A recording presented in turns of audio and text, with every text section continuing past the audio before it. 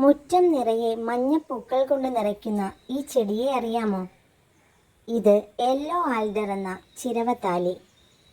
ശുശ്രൂഷയൊന്നുമില്ലാതെ തന്നെ നല്ല കരുത്തോടെ വളരുന്ന ഈ ചെടിക്ക് അധികം വെള്ളമൊന്നും വേണ്ട. പാറയിലോ മണ്ണിലോ ചട്ടിയിലോ എവിടെ വേണമെങ്കിലും ഉഷാറായി വളർന്നോളും. യെല്ലോ ആൽഡർ അലങ്കാര സസ്യം മാത്രമല്ല, ഔഷധ സസ്യം കൂടിയാണ്. ഭംഗിയുള്ള പൂക്കളും ഔഷധ ഗുണവുമെല്ലാം ഉണ്ടെങ്കിലും ഇതിൽ നേരിയ വിഷാംശമുണ്ട്. ഇതിലെ കറ അലർജിക്ക് കാരണമാവാറുണ്ട്.